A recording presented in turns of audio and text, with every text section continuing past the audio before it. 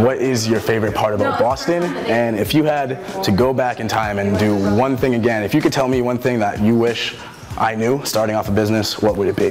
Hey, a fellow Bostonian. Well, as loyal Ask Rod viewers know, I am from Boston originally, and great city, love that town, great small business town. If I had to pick my favorite thing, I guess I would have to go with my mom's cooking, but I would say Fenway Park is a close second. I kind of wish I had a Red Sox hat here with me. But to your second question, I think that's really the fun part, the challenging part about being an entrepreneur is you learn so much along the way. It really, it's cliched, but it really is a journey, and one that I think you're going to grow as a person. Hopefully your company grows with you. You know, I sort of reflect back when I hear your question on my own experience when I came to AOL in January to relaunch AOL Small Business, and as kind of a piece of history here, this is actually one of the very early prototypes of what we wanted the site to look like. I drew this myself, and I think that's probably one of the biggest lessons I've learned since we launched the site, is that you really want to come in with a clear vision and have it in your head, have it on a piece of paper, and really stick to that vision. You want to tweak it along the way, but you really want to have some kind of blueprint, literally,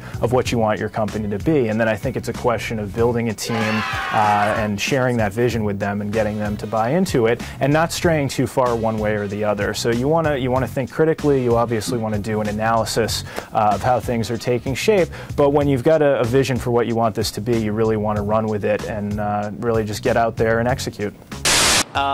We have an e-commerce website, and we'd like to know how we can get higher on the Google search rankings without spending any ad dollars. Now, let me tell you something. Nobody can read Google's mind. A lot of people try. If I could, I would. But if anyone comes close, it's Barry. He's our resident SEO guy, and more importantly, a big fan of the Nutbox. So Barry, what do you have to say about this one?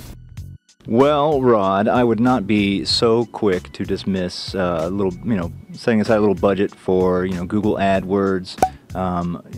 Basically just make up a plan, target the phrases that you really want to win on. If you're doing like mail order nuts or something like that, you know what your audience is looking for. Target those phrases. Set aside.